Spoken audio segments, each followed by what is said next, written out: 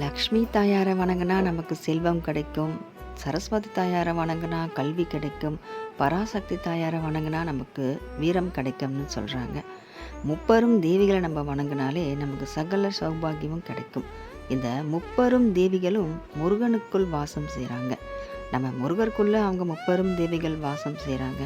அதனால் நம்ம முருகனை வணங்கினாலே நமக்கு இந்த மூணும் கிடைச்சிடும். கல்வி, செல்வம், சக்தி, ஞானம். முருகனை வணங்குனா சகலமும் நமக்கு கிடைக்கும். நமக்கு மட்டும்தான் முருகனை பிடிக்கும் நம்ம நினச்சிட்ருக்கோம். முருகருக்கு எப்படி நம்மளை பிடிக்குதோ அந்த மாதிரி முருகனை பிடிக்காதவங்க யாருமே கிடையாது. பூலோகத்தில் மட்டும் கிடையாது, மேலோகத்திலையும் முருகனை பிடிக்காதவங்க யாருமே இல்லை. சக்தி சிவம், பார்வதி சிவன் அவங்கள ஆரம்பித்து தேவர்கள் 33 கோடி தேவர்களும் மகான்களும் சித்தர்களும் எல்லா தெய்வங்களுக்கும் பிடிச்சமான ஒரு கடவுள் தான் நம்ம முருகர். அவருக்கு எல்லாருக்குமே ஏன் பிடிக்குதுன்னா, ரொம்ப சக்தி வாய்ந்தவர், ரொம்ப நிதானமானவர், ரொம்ப தன்னடக்கமானவர், நேர்மையானவர், வாக்கு கொடுத்தா மாறாதவர் நம்ம முருகர். அதனால தான் எல்லாருக்குமே நம்ம முருகரை ரொம்ப பிடிக்குது. முருகரை நம்ம வணங்கும் போது நமக்கு எல்லா சௌபாகியமும் நமக்கு கிடைக்கும். எல்லா அறிவு திறனும் நமக்கு, நிதானமும் தெளிவும் எல்லாமே நமக்கு கிடைக்கும்.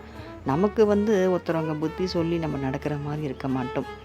நம்ம கரெக்டாக இருப்போம். நம்ம அடுத்தவங்களுக்கு சொல்லக்கூடிய அளவுக்கு தான் நம்மளுடைய புத்தியும் தெளிவாக இருக்கும். முருகன் வழிபாடு யாரெல்லாம் நம்ம பண்ணிகிட்ருக்கோமோ இன்றைக்கெல்லாம் நம்ம ரொம்ப சந்தோஷப்பட்டுக்கணும். ஏன்னா நம்ம வாழ்க்கையில் பாதி பாரம் இல்லை, மொத்த பாரமும் தீர்ந்துருச்சுன்னு தான் நம்ம நினச்சிக்கணும். எப்படி மொத்த பாரமும் தீருவோம் அப்படின்னா, நம்ம இதை பண்ணணும் அதை பண்ணணும்னு எது நினச்சாலும் எல்லாமே முருகரே பண்ணுவார். எதுக்குமே நம்ம கஷ்டப்படணும், நம்ம கவலைப்படணும்னு அவசியமே கிடையாது. முருகரே நம்ம புத்தியில் நின்று அடுத்து நம்ம என்ன செய்யணும்னு நமக்கு புத்தியில் செயல்பட்டுக்கிட்டே இருப்பார். ஒரு கணமும் நமக்காகவே, நம்ம சீரும் சிறப்புமாய் வாழ்ந்திடக்காகவே அவர் ரொம்ப நம்மளுக்கு அருள் செஞ்சுக்கிட்டே இருப்பார். அதனால தான் முருகன் வழிபாடு நம்ம பண்ணும்போது நம்ம வாழ்க்கையில் பாதி பாரம் இல்லை, மொத்த பாரமும் தீர்ந்துடும். ஏன்னா நம்ம வாழ்க்கையை முருகனே நடத்துவார். நமக்கு முன்னாடி முருகர் நடந்து போவார். நம்ம அவர் நடந்த பாதையில் நம்ம நடந்து போயிட்டுருக்கோம். அதனால் நமக்கு எப்போவும் நமக்கு எதுலேயுமே பயமும் கிடையாது. நமக்கு இந்த எல்லா விஷயமும் சகல சௌபாகியம் நம்மளுக்கு கிடைக்கிறதுல எந்த சந்தேகமும் கிடையாது.